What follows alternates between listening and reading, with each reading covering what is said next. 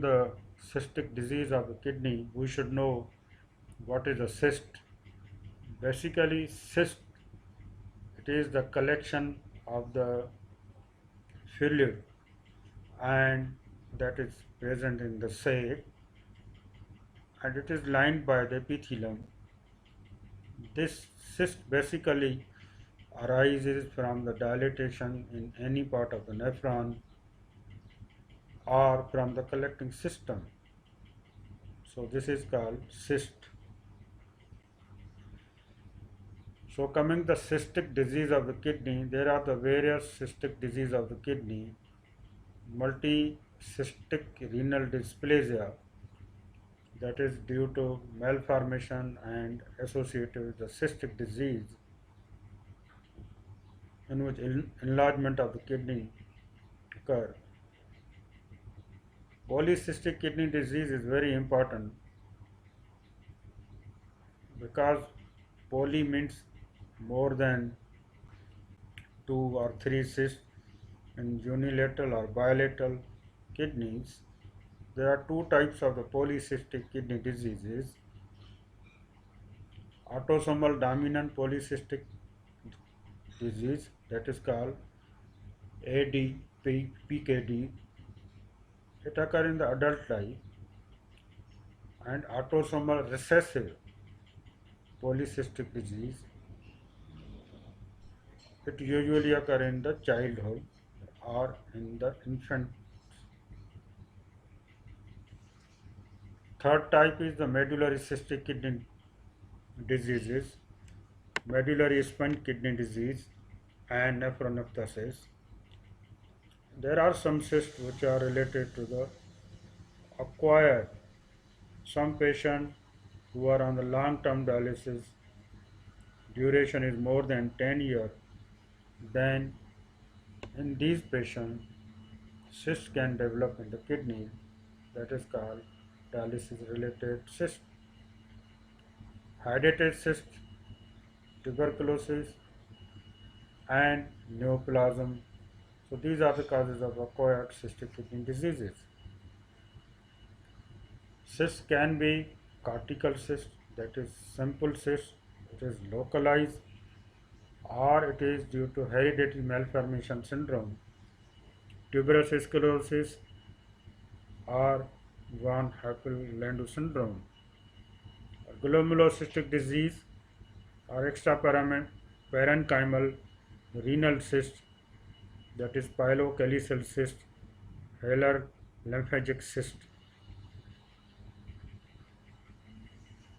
So coming to the important type of the cyst, that is called ADPKD, autosomal dominant polycystic kidney disease, or adult polycystic kidney disease. So it's congenital disorder and autosomal dominant.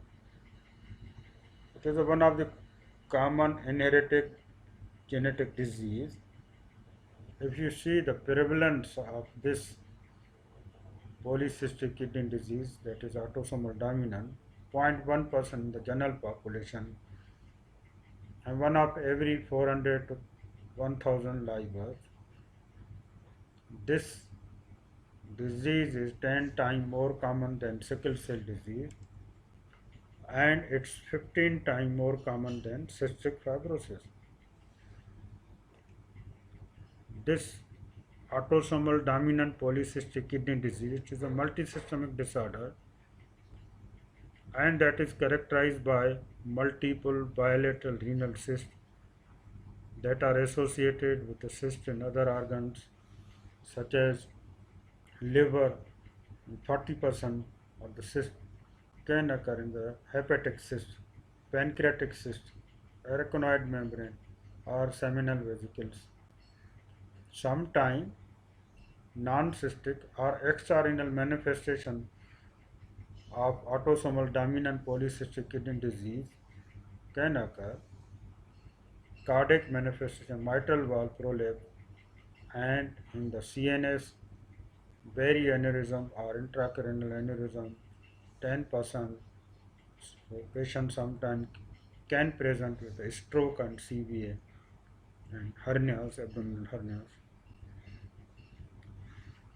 This cyst formation may start in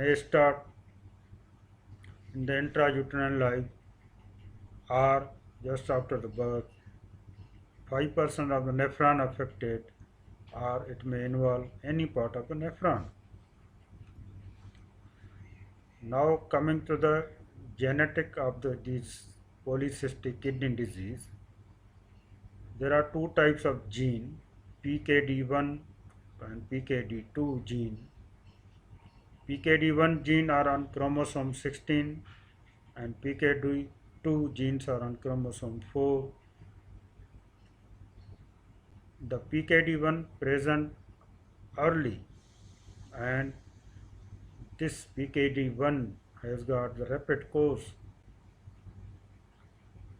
while due to PKD2 is milder, and these patients can present in the later stage of life. The gene product, that is polycystin, play an important role in controlling the cell proliferation and differentiation of the this cyst formation. Genetic. This slide shows the difference between PKD1 and PKD2. If you see, the mutation is more common in PKD1, 85% and 15% PKD2. That is why the severe form and early presentation of the PKD1. Onset of end-stage renal disease, sometime even in the adult stage of life, or more than 50, and PKD2 near to 70. Problem of the functional is the receptor problem in the PKD1, and in PKD2 is the calcium channel problem. Usually arise from the distal nephron PKD1, and PKD2 can occur all parts, even extrarenal. So PKD1 has got severe form and PKD2 has got milder form. Now coming the clinical features or manifestation, clinical manifestation are divided into renal manifestations and extrarenal manifestation. If you talk on the renal manifestations, so renal size increase with the age, so kidney will enlarge even in 100% of patients with autosomal dominant polycystic kidney disease. It can lead to compression of the local structure like inferior vena cava or digestive system. Common manifestation is pain. These patients can present with a dull flank pain. Sometimes these patients can present with hematuria and cyst hemorrhage that can occur in the 40% of the autosomal dominant polycystic kidney disease cases. UTI is common in these patients. The common organism that leads to UTI are E. coli, Klebsiella, Proteus, Enterobacteria. So these organisms can cause the urinary tract infection. So we should choose that antibiotic which has got penetrating capacity, penetration of the cyst. Nephrolithiasis. Nephrolithiasis are stone formation that occur in the 20% of patients. The type of stones, uric acid stone and calcium oxalate stone, may occur in the polycystic kidney disease. Hypertension is also common in these patients because hypertension occurs in polycystic kidney either due to increased this erythropoietin hormone due to renal mass size increases, So more erythropoiesis and initially hematocrit increase, hemoglobin increase. If hematocrit increases, the viscosity of blood increases.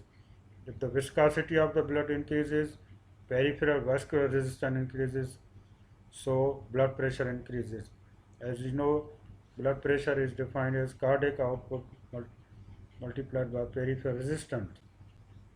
One mechanism is that due to increased viscosity. Second is due to renin-angiotensin mechanism is activated that leads to cyst formation, hypertension.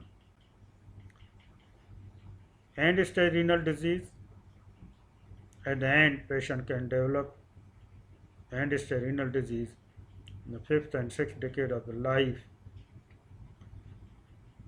If you see the glomerular filtration rate, the decline in polycystic kidney 4.4 to 5.9 ml per minute per year. So what are the risk factors or the bad prognostic factors in polycystic kidney? Male patient, black race, diagnosis and first episode of hematuria before the age of 30, hypertension before the age of 35, hyperlipidemia, low HDL or sickle cell trial. This slide taken from the comprehensive book of nephrology.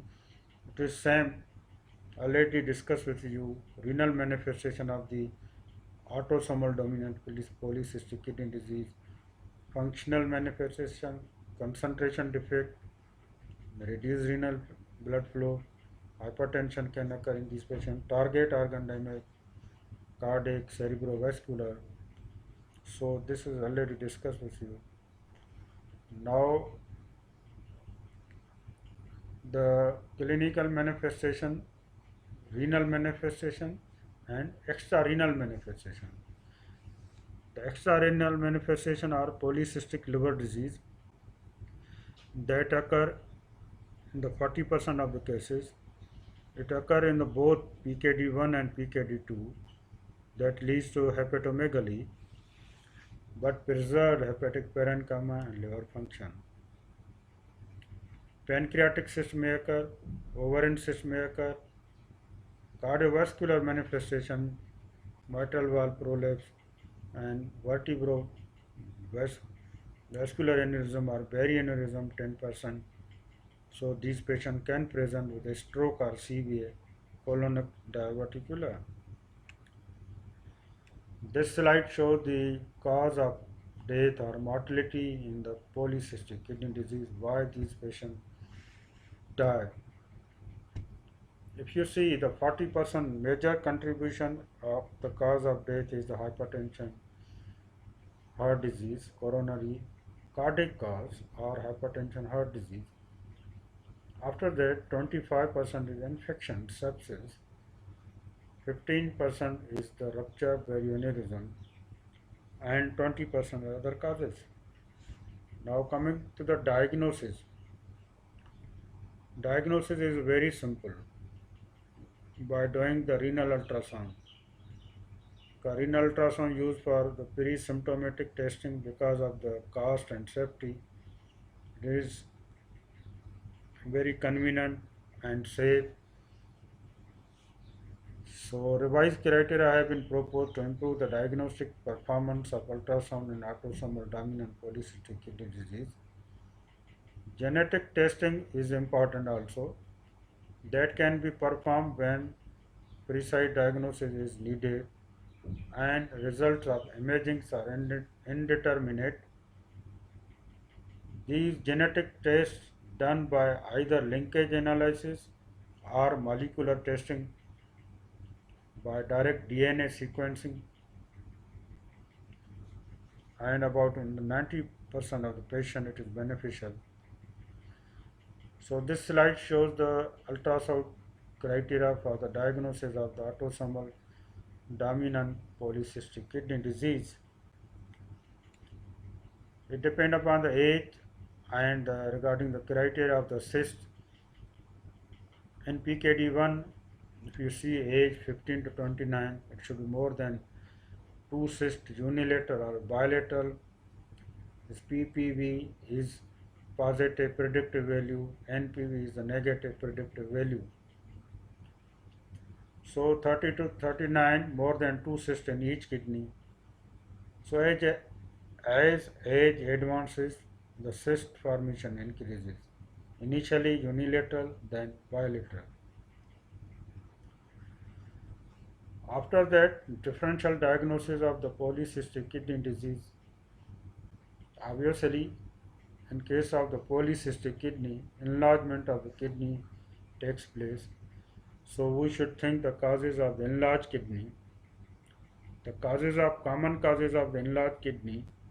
One is renal hydronephrosis due to obstruction. Whatever the cause of obstruction, either stone, either mass that cause obstruction, or malignancy, or due to compressions. Then autosomal recessive PKD, tuberous sclerosis, renal cyst and diabetes. Then medullary sponge kidney, simple renal cyst, and hemodialysis associated acquired cyst. Now is treatment is symptomatic. It depends upon the presentation of the patient. Most of the patient can present in the outdoor OPD clinics. They can present with the pain and urinary tract symptom and sometimes hematuria or hypertension. So if they can present with pain, first we should give the reassurance to the patient, because if the patient see the ultrasound or ultrasonologist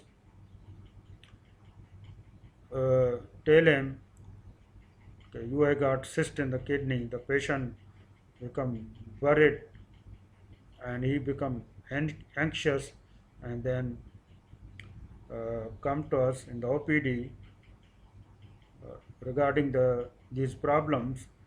So we should give the first reassurance, because this is a benign disease. It can run, it has got prolonged course. So for the relief of the pain, we should give the analgesic and non-steroidal and anti-inflammatory drug. But remember, we should not use a prolonged period, because these drugs are nephrotoxic. When conservative measures fails or pain doesn't subside, we must think this cyst may be enlarged. So we should do the cyst decompression, cyst aspiration. This procedure should be done under ultrasound or CT guidance.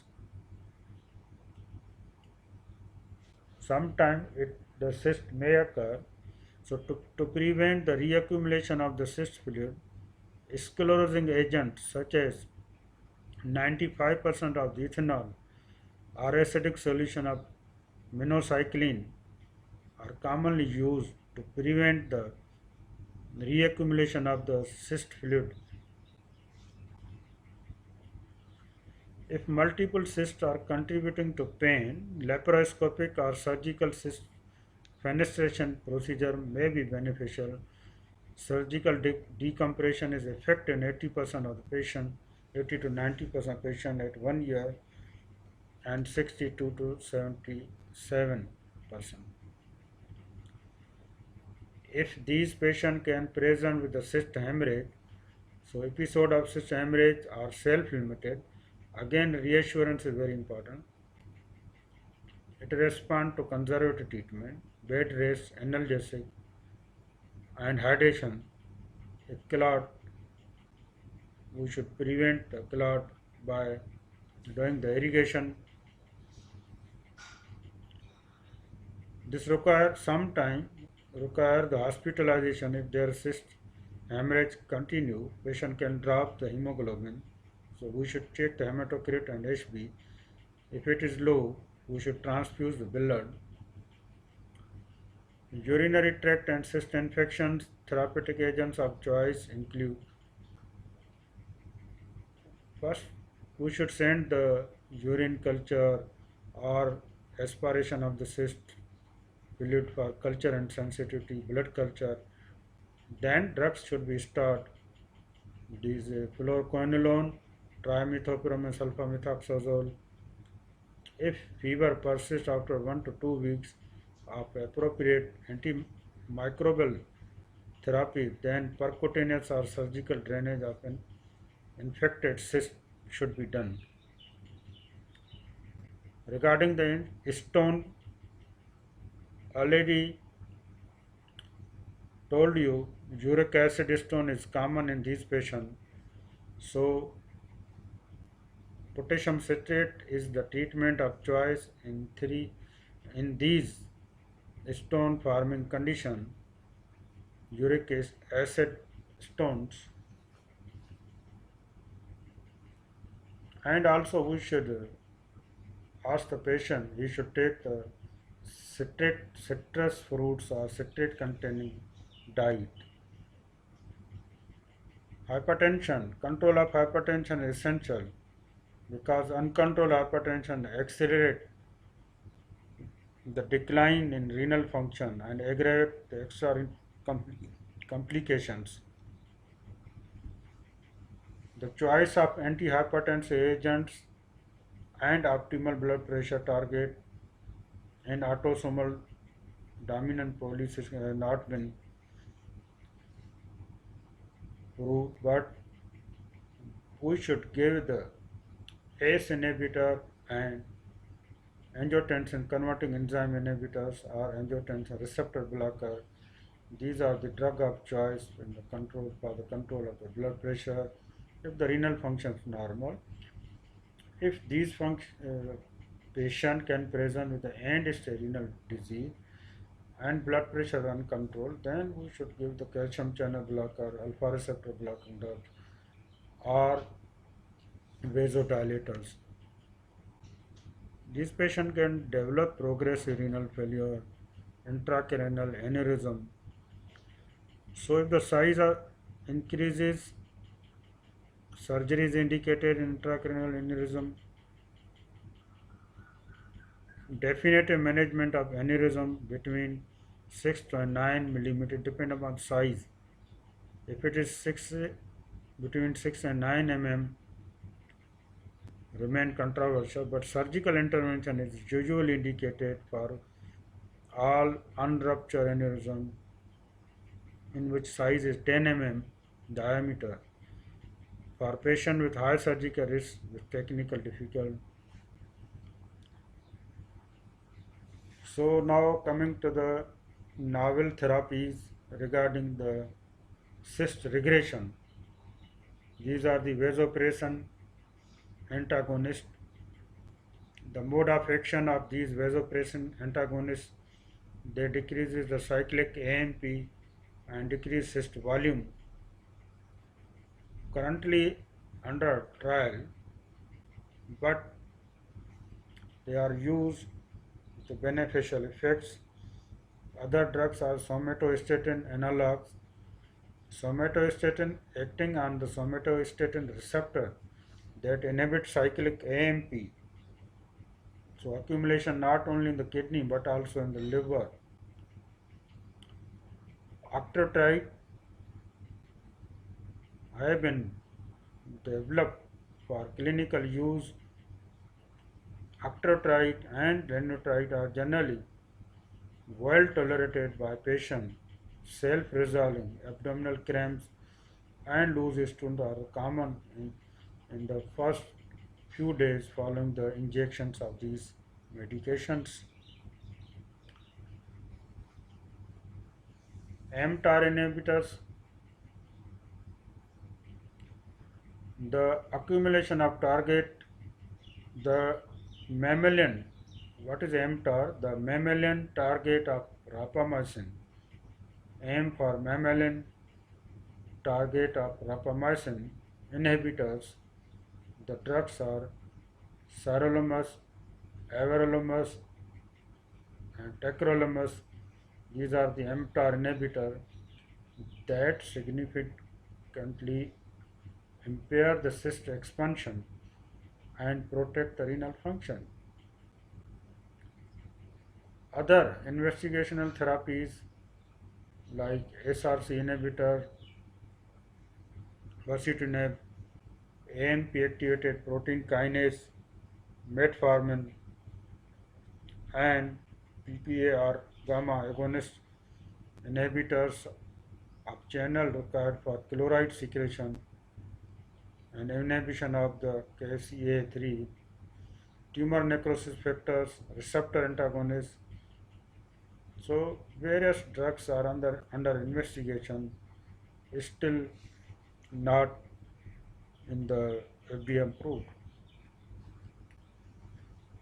When these patients develop the end-stage renal disease, when, then there is no option for conservative therapy. End-stage renal disease, patient either require maintenance hemodialysis or kidney transplantation. So transplantation is the best choice in this patient for end-stage renal disease in patient with an autosomal dominant polycystic kidney or adult polycystic kidney. So there is no difference in patients or graft survival between these autosomal dominant patients or other population. Autosomal dominant polycystic kidney patient and other end-stage renal disease population. Living donor transplantation also a graft survival no different from that of the non-autosomal dominant population. Sometimes these patients usually require the nephrectomy. In case of polycystic kidney, nephrectomy, removal of the kidney usually not indicated, but there are certain indication. When you go for the kidney transplant, pre-transplant nephrectomy is indicated. The indication for pre-transplant nephrectomy include a history of infected cyst. If the cyst is recurrent infected, or frequent bleeding with a hemorrhagic cyst bleeding, or due to in the cyst due to compression, renin-angiotensin mechanism is activated, or due to more erythropoietin hormone secretion, severe hypertension, massive renal enlargement of kidney with extension into the pelvis. So, pre-transplant nephrectomy is required. Hand-assisted laparoscopic nephrectomy is associated with less intraoperative blood loss, less post-operative pain, and after recovery compared with the open nephrectomy. So, if you compare with the open nephrectomy, there are two types of the methods of nephrectomy: laparoscopic nephrectomy and open nephrectomy. So, the complications are less likely in laparoscopic nephrectomy and recovery is quickly as compared to open nephrectomy. So thank you very much. This is all about the cystic disease of the kidney, various cysts.